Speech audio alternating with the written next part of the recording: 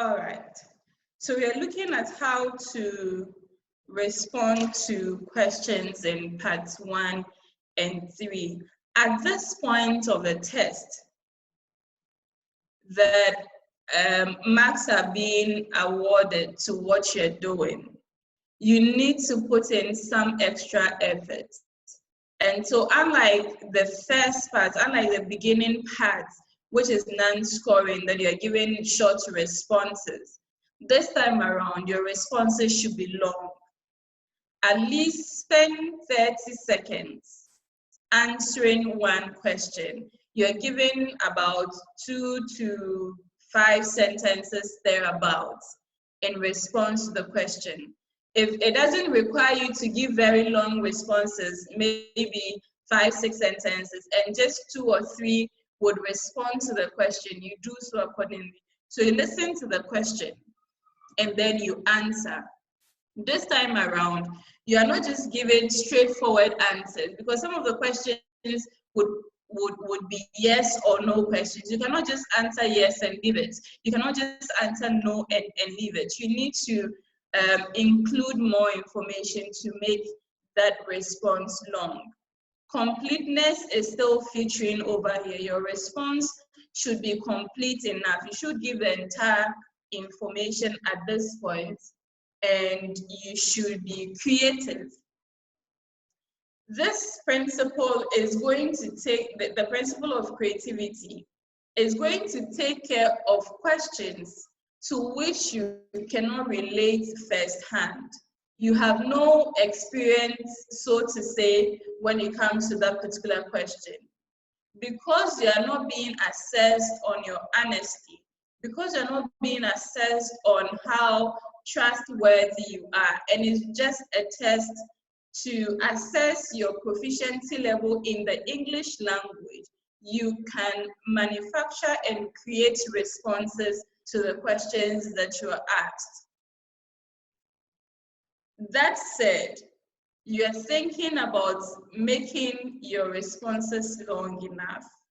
They should be complete also. So how do you go about that? You're supposed to use or give additional information. Giving that additional information would make your responses long and complete. And one category of additional information is reason. So there are some questions to which you have to give an additional information of a reason to make it long and complete. If you are asked, what is your hobby? What is your hobby?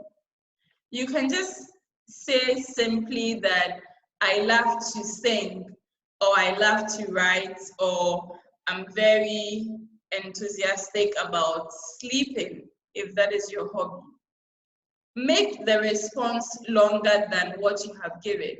So you can give a reason to make that response a bit longer than what you would ordinarily do in part 0 or in that non-scoring part. So I love to sleep a lot because it keeps me out of trouble, and because I like to do that, I think that's my hobby. Something like that would make your response longer enough, and is also complete because you've given the rationale behind your choice of that hobby. At some point, you can explain. And what do we mean by explaining? You are saying, or you're giving the information in different words, in simpler words, to clarify the meaning of the information that you're presenting. Or sometimes it is a particular term that you use in the initial response, and you want to break it down for the examiner to understand. That is not to say that you're thinking the examiner doesn't understand. It is just a way of making your information look. But at some point, you may use a term that the examiner may not be too conversant with, and it's ideal that you just say it in different words. It could be a definition, it could be saying that same information differently. But be mindful that you are not just repeating. You're not just unnecessarily repeating what you said initially. You're just using other words to make the meaning more clearer, to make it more easier to make it easier to understand, not more easier, because easier is already the comparative, so we wouldn't have to add more to that. You can also cite data, or you can refer to statistics. And when I was talking about creativity, I said you can manufacture the response for the sake of the speaking test that you're having. You don't need to cite authentic data. It is not relevant, because they are not interested in the facts that you're presenting. They are interested in the language that you're using. So you can refer to data when you're answering your questions to make them longer. For example, if you're asked, what is the crime rate in Ghana? What is the crime rate in Ghana? Or what is the literacy rate in Ghana? You may want to cite data. If you're citing data, it should have a source. Preferably, if you can give it a date, it's okay. It should also have a topic. It should have a main focus. If it's, for example, an article, or if it's something you pick from a journal, you should have a topic for that. So for example, according to a 2018 Ghana Police report on crime rates in Ghana, it was indicated that in the central and greater Accra regions of Ghana, the crime rate is around 5%, and lower in the other regions. But averagely, crime rate stands around 7% according to that report. You have just cited data. You've given it a source, you've given it a date, you've given it a topic. And like I said, they're not interested in how truthful you are with regard to that particular data. At some point also, you're giving examples. You're giving examples. So you listen to the question. If it's very relevant and appropriate for you to give examples, you do that accordingly. I think I've been talking, I've talked about reason, I've talked about explanation, citing data. I want one of you I would ask a question, and then you respond to that question, giving me examples. So the question is, what is the commonest brand of phone in Ghana? What is the commonest brand of phone in Ghana? You can put on your audios, you can unmute yourselves, and then one of you should answer this question.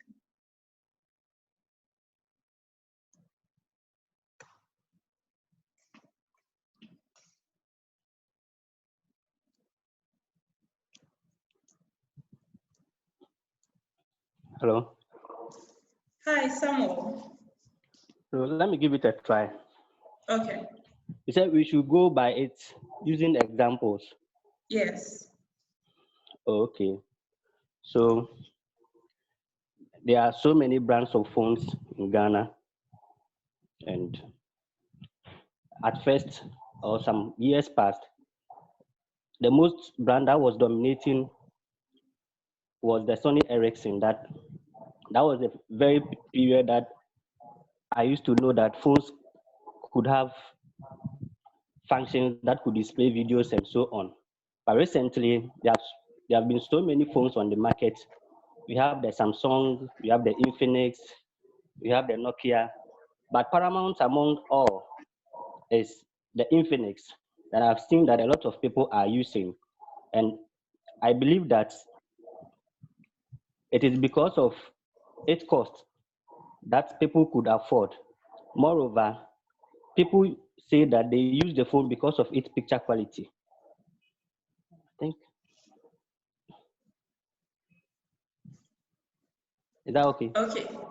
So you didn't pay attention to intonation. At some point, okay. I thought you were going to continue the answer, but that was a very good try. I think you did more than giving examples, but once examples featured, it answers the question perfectly, focusing on giving examples. So you gave examples of the brands of phones in Ghana. You mentioned Nokia and some others. So this is what you can do. Give examples when the question so demand that you do that. And to also highlight something, you would realize that you can't, these additional information categories, they are not exclusive of each other.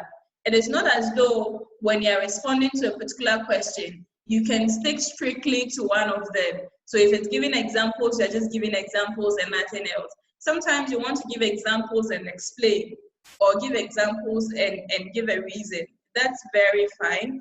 And you can do that as you respond to the questions, like someone did. That was a very good try anyways. Then the last is for you to refer to personal experience. Sometimes you want to give a very short story that would make you answer the question that you've been asked. You're so permitted to do that. So I'll ask a question, and once again, another person, not Samuel, should give me the answer to that question. And the question is, what is your favorite food? I don't want you to give me a reason. If even you would do, the personal experience should come before the reason. If you would explain, your personal experience should come either before or after the explanation, or any other of the additional information categories that you've looked at. So personal experience, and the question is, what is your favorite food?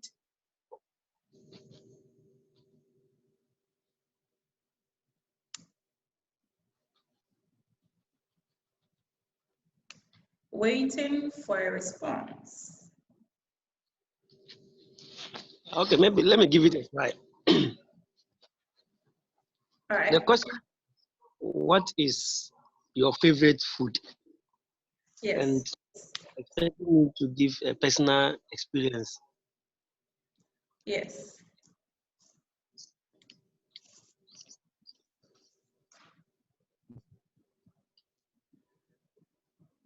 Growing up, I was exposed to a lot of dishes, but I decided to choose one because that is what my mom used to prepare most. Tizat is a diet in Ghana that is commonly in the region I come from, though we may have banku, rice, and other type of foods around the nation. I could remember the first time I got to Accra and I wanted to get my breakfast. I searched through Accra and find a nice hotel that sold PZ. And this actually made me happy because that was my best. Okay. Let me also try. Just a moment. Just a moment. So you were supposed to give a personal experience. That wasn't too clearly done. I was expecting that once you mentioned growing up and all of that, you would mention something specific that maybe your mom used to cook, and as a result of that, it became your favorite. So growing up, almost on a daily basis, my mom would cook rice. Out of the 7 days of the week, she would cook rice on 6 of them, and probably cook banku on the 7th. And because of this continuous eating of rice, right from childhood till around 27 years, rice became my favorite, or whatever food is that. So you started on that note, but you could have just continued rather than going to give examples or give an example of dishes that you have in other parts of the country. And while we respond to these questions, in spite of the fact that there would be mistakes here and there, let's concentrate on reducing the number, because the more mistakes you have, the more likely it is that your band score would be reduced. So make sure that you reduce the mistakes so that your band score is increased from that angle, rather than the opposites. I hope we understand that. Yeah. Okay. All right. So we'll move on to look at how to respond to part 2 questions or part 2 topics. But before that, if you have any questions on what we've just looked at, you can ask before we continue.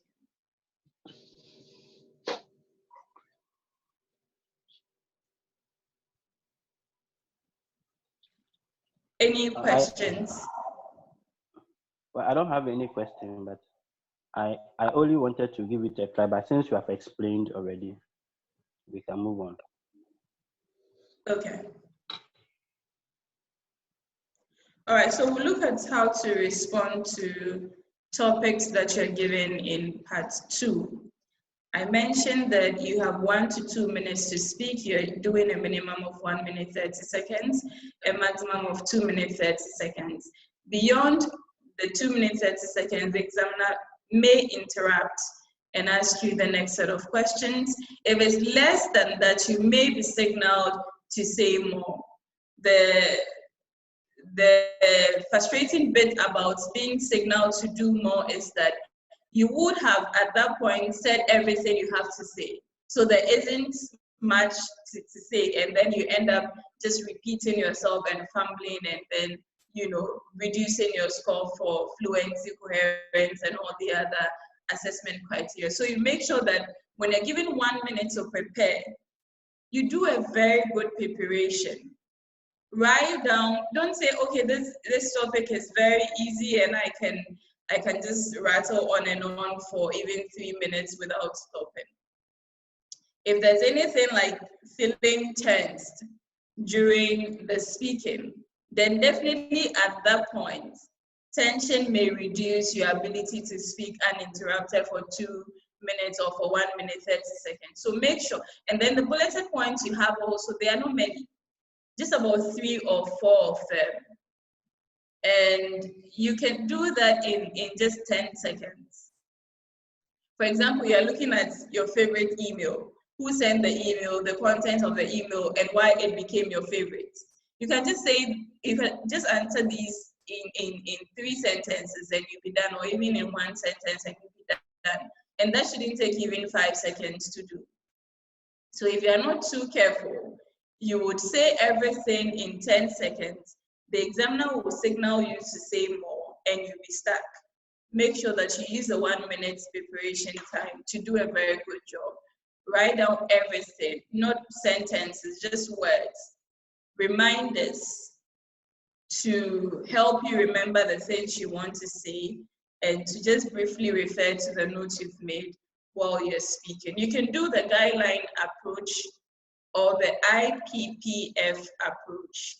So there are 2 approaches. You can coin your own, you can do a combination of guideline and IPPF by taking a bit of this and a bit of that and bringing it together.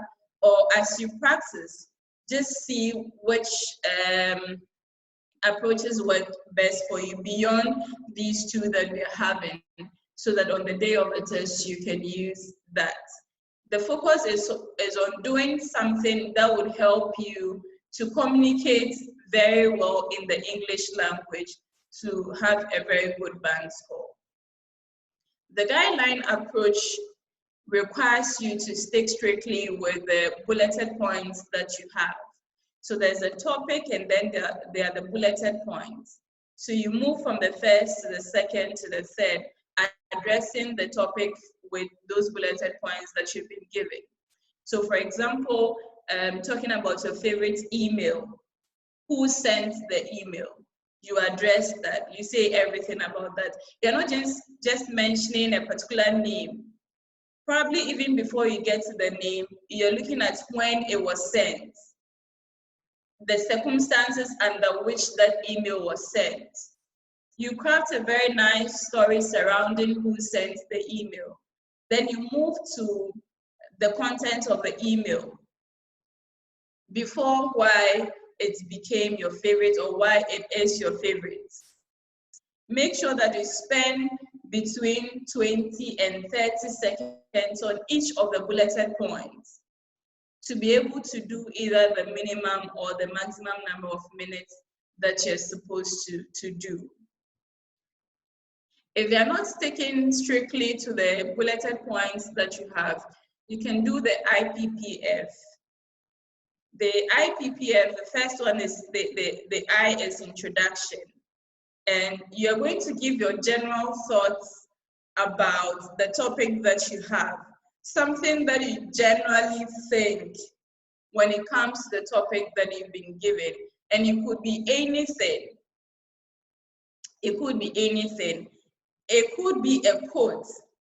But if you're giving a quote, it shouldn't be verbatim. It shouldn't be that you're referring to the quote word by word as the initiator of the quote said it. You're supposed to paraphrase it because they want to appreciate your proficiency level in the English language and not the proficiency level of any other person.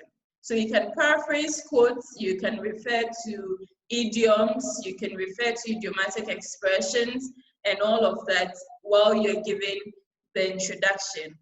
It could be a quote or something you think about the topic that you have. Then you would narrate a story in connection with the topic that you have. And this part of it should have happened already. It should have happened in the past. So you're looking at your favorite email. You're looking at an email that used to be your favorite. An email that used to be your favorite. So let's say in 2005, you had a different favorite email.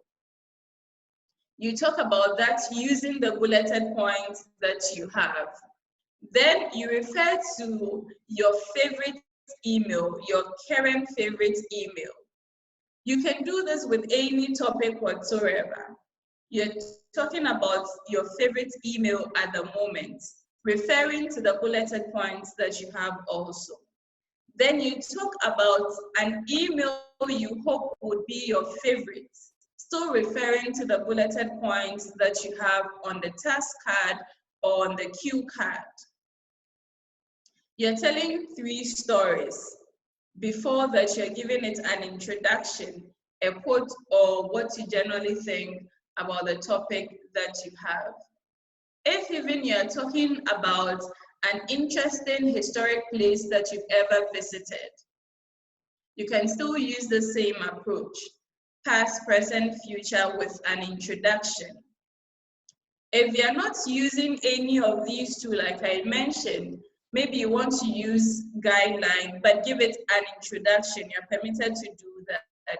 Or you can find other varied ways of communicating your information as far as the part 2 topic that you have is concerned.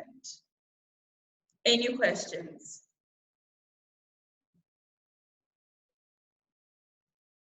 Hello. Hi. Yeah. Please, with the 1 minute given to you for the preparation before you begin to speak, is it mandatory? Because one Is experience it that I have, mandatory to do what? to use the minutes to write. Do you have to write? Do you have to put down something? You have to. You have to, Because because you are not deducted any marks if you don't. But this is just to help you thinking about fluency. If you don't have anything to refer to, and you still think you'll be able to speak and speak very well, addressing the topic that you have, fine. Otherwise, I would suggest that you do something on the paper. It is because they think that would help you. That is why. Otherwise, you wouldn't even be given that 1 minute to prepare in the first place. All the others, you're just speaking, question, answer. But this time around, you're given 1 minute to think about what you want to say, and preferably write down something to refer to briefly while you speak on the topic that you have. Oh, okay.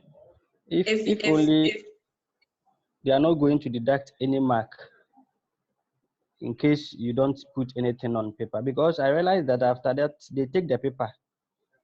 They take the paper when you are done with part 2. They don't take the paper before you start the presentation on part 2. Okay, so I was thinking that they were going to look at what you wrote to award certain marks. No. They take the paper from you when you are done speaking on the topic. When part 2 is over, that's when they take the paper from you. Oh. So you still have the paper with you while you're speaking, and you can refer to that briefly as you speak to the examiner. I'm asking this question because my first experience, I didn't write anything on the paper because I was thinking that that 1 minute wasn't enough so it would rather put pressure on me. So I just began to speak, and I don't really know that reduced my band score. It's good to help your fluency. To help, not everybody can do extempore, just speaking without referring to anything.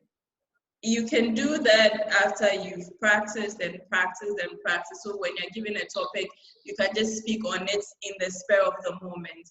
Otherwise, writing down something is very good. So if, for example, it's Accra Central, that would remind you of what you want to say. You just put down Accra Central. And then at that point in your presentation, you are able to just quickly look at the paper, Accra Central, you are reminded of what you want to say, and then you flow. But if you don't, you speak for some time, you pause, you're thinking about something, you pause, you're thinking about something, you speak, you pause, you're thinking about something, and then your fluency scores are being reduced by that. Because fluency is looking for you to flow, to connect your words, your sentences, and your ideas into a very comprehensive story or something.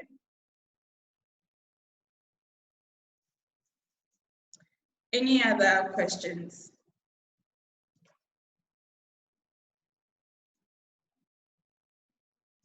Okay, so we still have some time. Quinith, are you online? Quinith.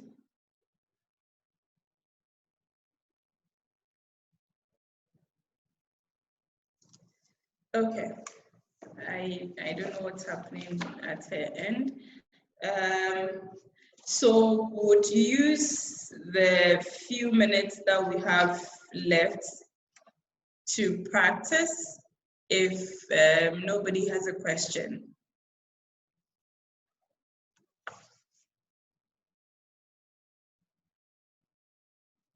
I think there are 4 of you at the moment who will try and do for all 4 of you before 12 o'clock.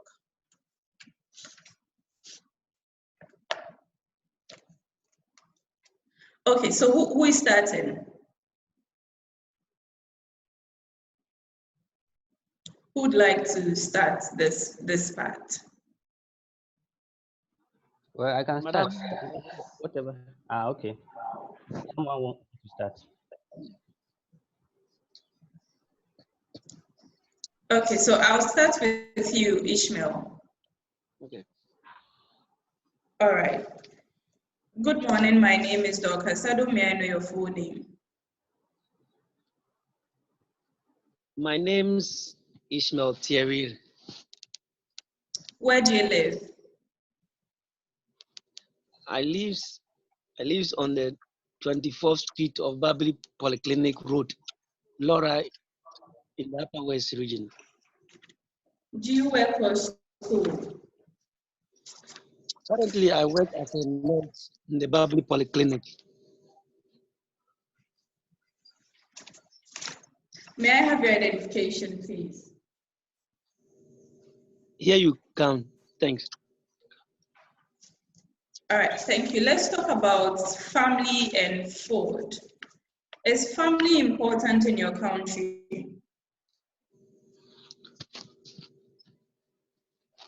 Thank you. Family is one of the vital association in my country, especially where I come from. We value family more than other relation in our setting. Growing up, I was introduced into this big family that I thought it was not necessary. My mom used to take me to my uncles, my niece, my stepsisters' home, introducing me to them. It was after I grew up I realized that really my mom did not punish me, but really helped me to know more people that I'm blood related to. So family is very vital in my setting, especially Ghana. How has the size of the family changed in the last few decades? I would say over the 10 years, family has really changed. I remember as the tender age of 9 years, we were living in a nuclear family where we used to eat together, play together, and do everything as one. But in recent times, nuclear family has set in, and most of those family I used to play with has rather disseminated into various parts. And I don't see as it was before. So now family has actually changed into smaller groups as compared to my childhood time when I used to see family in a large number. What role do grandparents play in the family in your country? Grandparents are seen as role models and sometimes godparents to the family. We run to them for our cultural heritage and other advices that may help us groom our future. To me, family is the family head is the grandparent. Mostly when I have problem, I prefer going to them because they can help me more than my youthful friends. Who do you think should be responsible for the care of the elderly, the family or the government?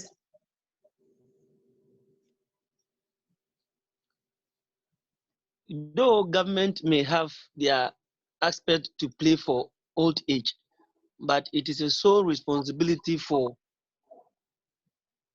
parents, especially fathers or firstborns of the family, to take care of their old within their family because they can tell what is wrong with them and how best to take care of them rather than the government doing that. Do you think diet is important?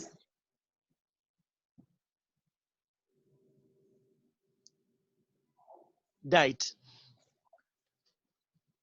yes please, because without diet we can't survive. It is our basic form of life.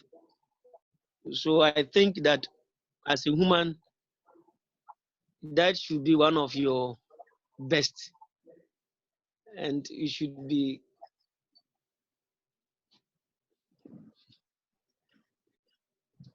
actually. What's happening? The question is confusing me.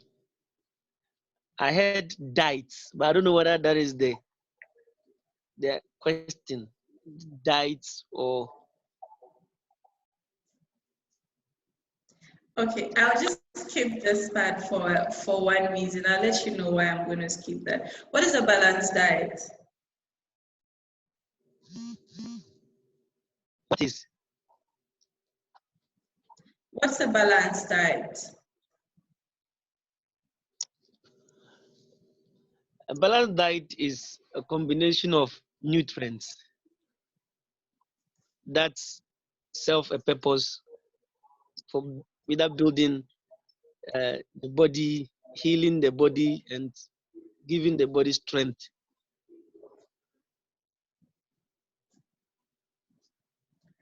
Do many people eat in restaurants in your country?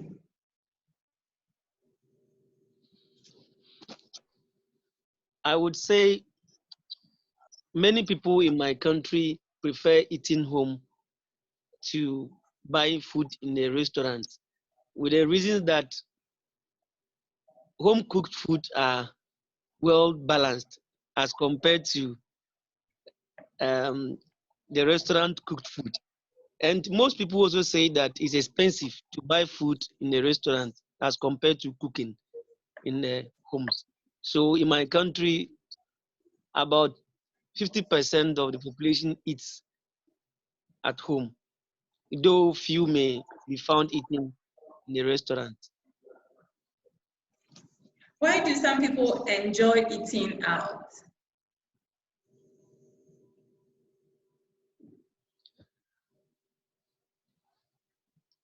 I'm not a fan of eating outside, but I think most people fancy it. They see it to be a fashion. You know, they go outside occasionally with friends, loved ones to eat, to show child relationship, and some to use it as their way of life. So I think it's for fashion that makes people to eat outside. All right. What's the difference between restaurant food and home cooked food?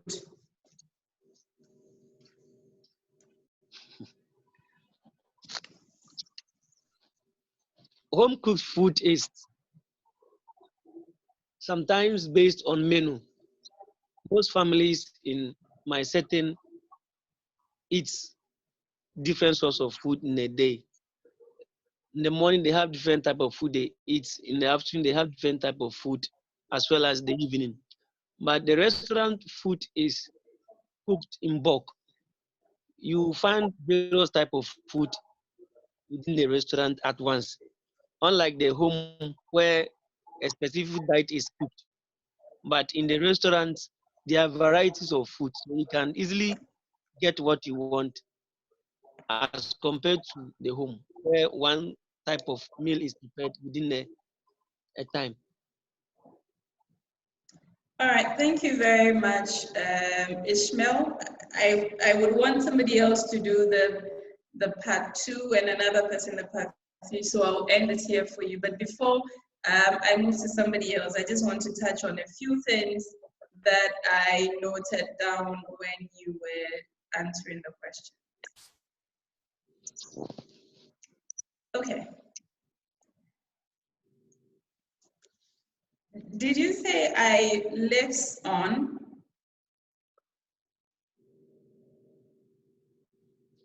Yeah, I said I live on the Is 24th. it I live or I lives? I want to be sure what I heard.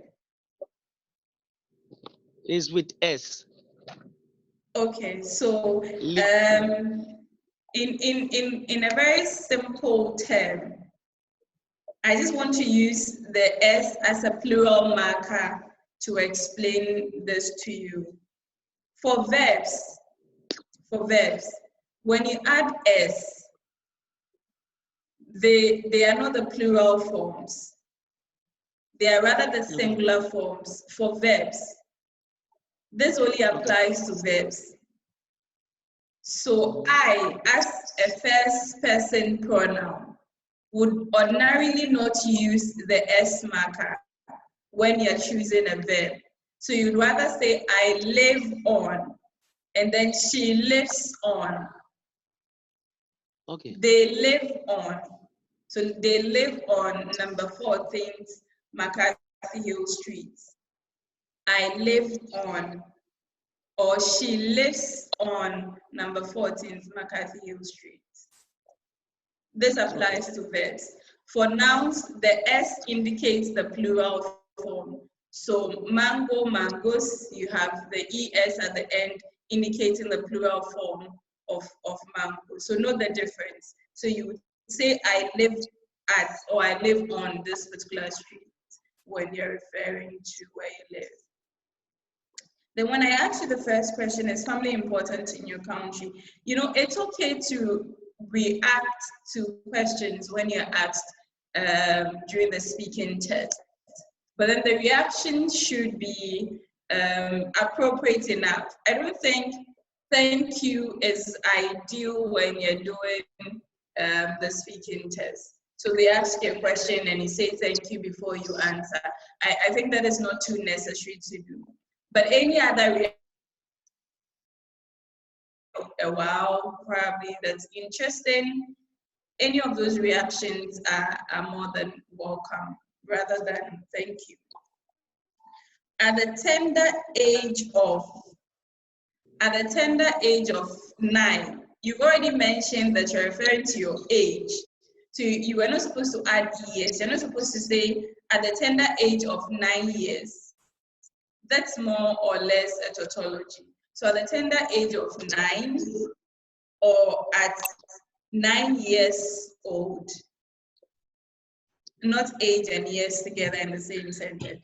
And you use the word disseminated. Can I understand what the meaning of disseminated is? Because you said now the family is disseminated into smaller groups. What did you mean by that when you disseminated? Like break down. Breakdown. Shouldn't disintegrated, I think disintegrated should be a better word to use rather than disseminated. Okay. We disseminate information. Okay. In that sense, we spread it over a large area. So if you're looking at the breaking down of the family, maybe disintegration or any appropriate form of that word. So I think for some of the other things you said, this S thing when you were referring to the verbs came up. So you would say we ran to them, not we runs to them, because the runs over there with the S should rather be for a singular noun or pronoun. We don't say advices, we say pieces of advice, because advice is more of an uncountable noun. So you wouldn't say advices, but then pieces of advice when you're looking at different ones together. Then the last but not least, when I asked you, do you think diet is important? Let's assume you didn't hear or you didn't understand the question that was asked. Before attempting to answer that, you're supposed to ask the examiner for clarification or for repetition of the question. They will definitely clarify or repeat when you so ask them to do that. But if you begin to or you begin to answer the question, and at some point you get stuck and you ask the examiner, that would be very inappropriate to do. That is why I so said that we shouldn't answer that particular, or we should just leave it and that I would say something about it later on. Ask before you begin to speak. Once you begin to speak, it means that you heard the question, you understand it, and that is why you started. It's one of the things you have to take note of when you're doing the speaking. If you don't understand anything in the question or you didn't hear the question, ask that before you begin to answer the question. Okay. Thank you. You did quite well.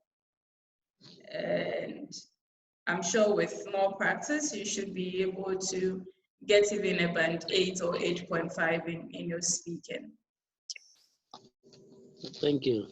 Okay. The next person will do the part 2, because I want us to look at all the 3 parts before we end the class today. So who is doing it next? Can I please? Quick. Sure. Kweku. Okay. All right, so we'll do the part 2. Okay. Let me get Today's my very first time. You do I fine. hope. Okay. So I want to set my 1 minute preparation time. Okay. And then I would. So your task card is going to be on the screen, and you would answer. You would have the 1 minute to prepare, and then you speak for 1 to 2 minutes.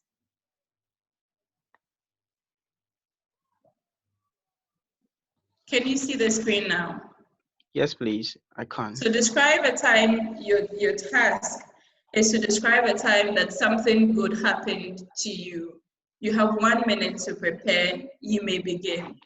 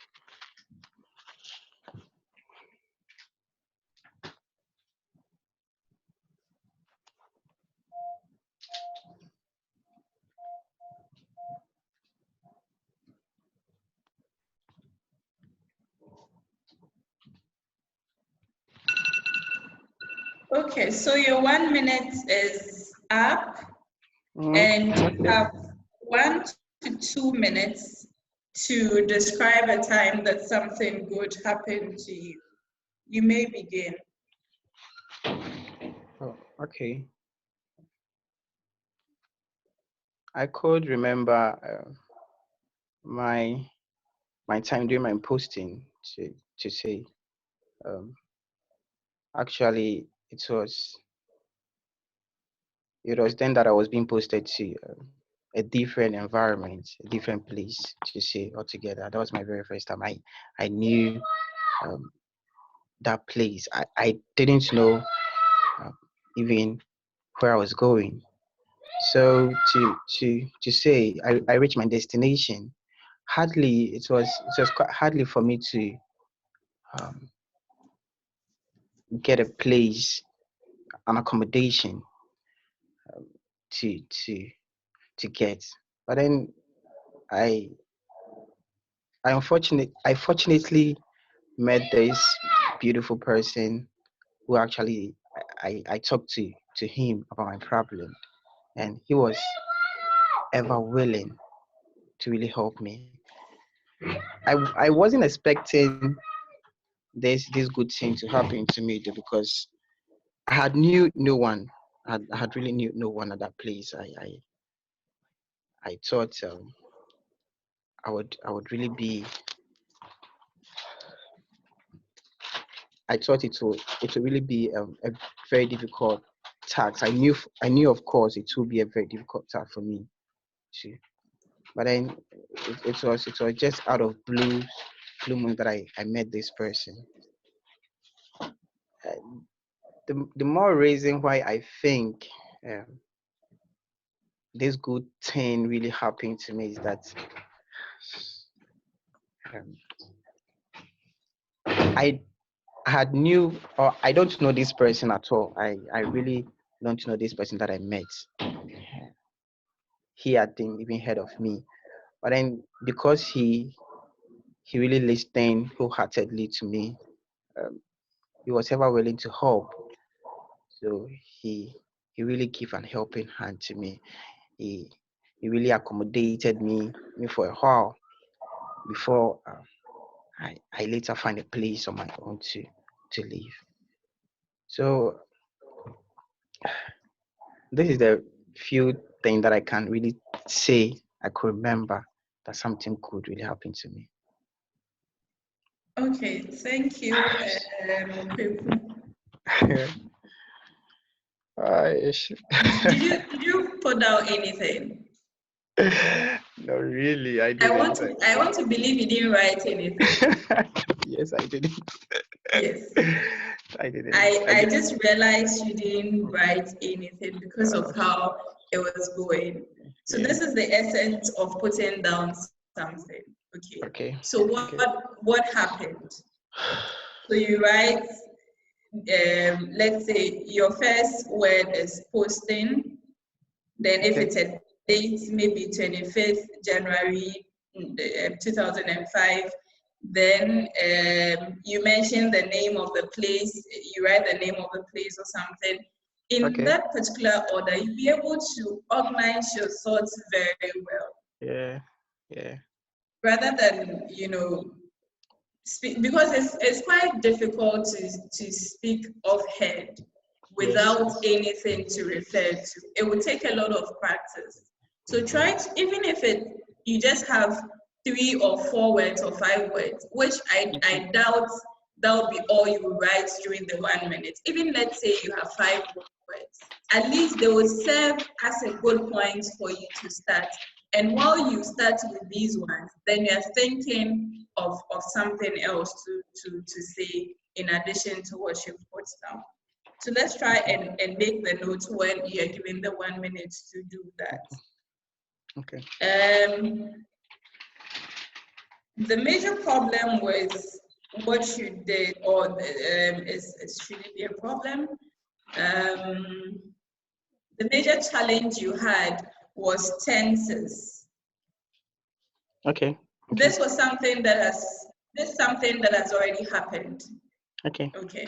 So most of the things are supposed to be referred to using the past tense.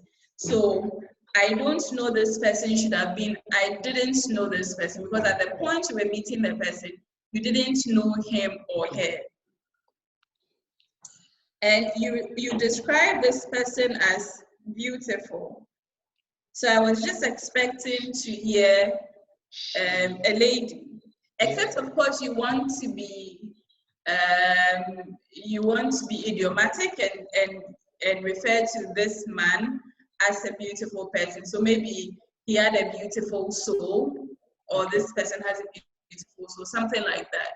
So it doesn't Okay. look like you're using a feminine word to describe a man. Okay, like I said, the main thing that ran through was your tenses. Then you wouldn't say an helping hand, because in helping, the H is pronounced. Okay.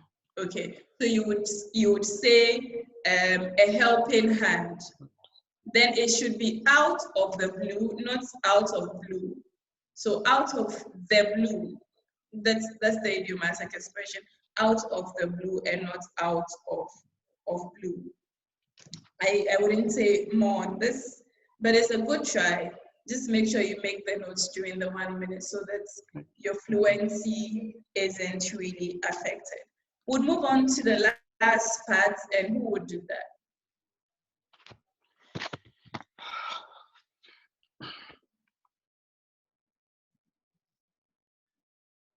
Who is doing part 3?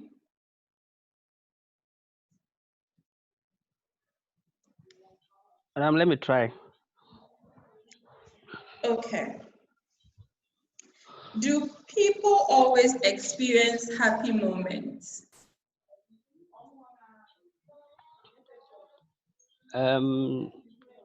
Not necessarily. I personally believe that for a person to be happy depends on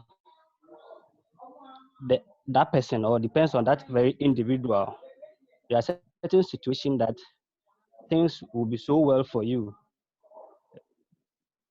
There are other situations also that tragedy would come and engulf you that you can't do anything about it. For example, recently I lost my brother that he has been so helpful to me.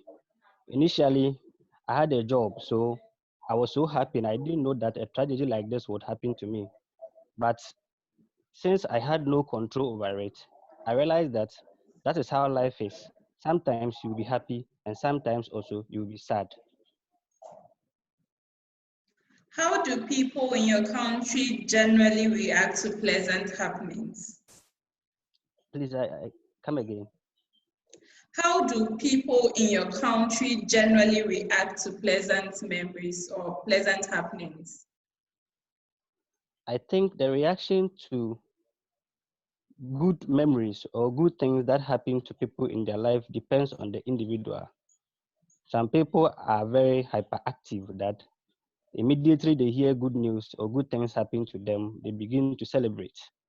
People even find themselves in various sports that they take a lot of alcohol and dancing and being around friends just to celebrate the success. Others also are very cool. They tend to share their happiness with some people and they tend to celebrate it. So I think for happiness to be celebrated solely depends on the kind of person that receives the news.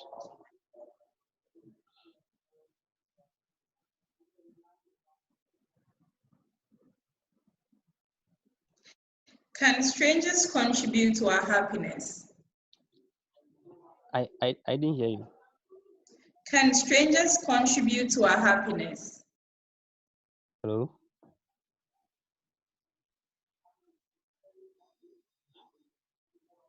Hello? Did you hear that? No, please. Can strangers contribute to our happiness? Yes, I personally believe that strangers can contribute to our happiness. Some people are naturally like that you may not know them from anywhere and they will spring up suddenly into our life and they will contribute positively in our lives. For example, when I was in the university in my final year, I lost my dad and life became so difficult for me. But somebody who I met in level 100 became a very good friend of mine, and I was able to derive a lot of help from her. There was certain situation that I was so hungry that I didn't even have money to eat, but she could cook and then send it to my room. Anytime I needed money, she could sometimes send me money. And she became so helpful to my life entirely in the life in my stay in the university. What is the role of bad news in our lives? You said, what is the Role of bad news in our lives. I personally is of the view that bad news can be or can have a positive side and negative side as well. Sometimes when you receive a bad news, it becomes an advantage or an opportunity for you to be motivated to aspire higher. Typical example is that when I was in the junior high school, I failed my exams and my dad became so furious of me. But I later realized that things would not end there. I would have to pick up the pieces and then move on. So I left no stone unturned. I took my studies very seriously and read anything that I came across. And in my high school, I was able to do very well and he became impressed. At the end of the day, I was crowned one of the best science students ever recorded in that school. So that's the positive side of bad news. And there are certain situations as well that bad news would have to let somebody cry out, and then at the end of the day, the person becomes better. A typical example is that when you lose a dear one, people are not being allowed to cry. But I have realized that from a personal experience that when somebody is allowed to cry out their woes, at the end of the day, they become better people and they are able to accept the news and then move on with their lives. All right, thank you very much, Samuel. I think this ends the first speaking session that had 3 people doing it. I don't think you would remember, and I wasn't too sure what you said when you were talking about tragedy in the, I think in the very first question, do people always experience happy moments? You mentioned a particular word. I wasn't too sure what's the word. You said tragedy will come and something. I didn't hear that. Yes, And then you said, I was trying to explain that your question was, do people always no, experience I get the explanation. I just wanted the word that you used because I didn't tragedy? get Yes, that. tragedy, yeah. Tragedy will come and something. I didn't hear that word after end. I'm not too sure you Oh, okay. remember that. They say Yeah. your dad was so furious of you. You get furious at someone, so he was furious at you. Then Okay. you think also about tenses. When we're still talking about your failure at some point, you said, I leave no stone unturned. I left no Leave. stone unturned because this is something Okay. that happened when you were in Okay. JHS Okay. or so. Okay. Yeah, so you left no stone unturned.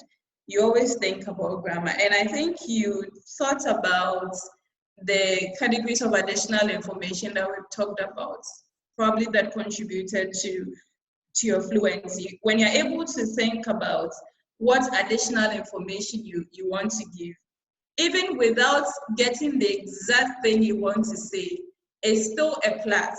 Because once you think that I want to give examples, it means you're going to think on that line. By the time the examiner is done asking the question, you have a response ready for that. So you always bring in the additional information, think about them. You hear a question, do people always experience happy moments? What additional information is most appropriate for this question? Because this is either a yes, it's a yes or no question, and that can be said in one word and you're done. But what additional information can I give? Although also you're required to give additional information to make your response long. Make sure that you don't speak so much. At some point I was monitoring when I think when Ishmael was doing his, to realize the number of minutes or seconds he was using. By the time you are done, or by the time you get to 30 seconds, you should end the response that you're giving. Don't go into 1 minute, because remember you're answering between 6 and 8 questions, and you're doing this in 4 to 5 minutes. So about 30 seconds at most. If you've gone beyond it at all, 35, 40 thereabouts, you should be able to end the response so that the examiner doesn't interrupt with the next set of questions that he or she has. Any questions on what you've done today?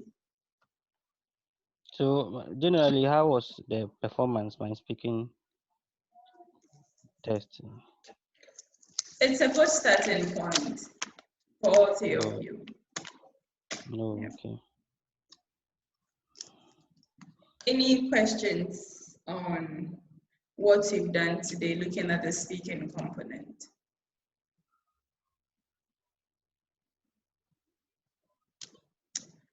Okay, then we'll meet again on Thursday.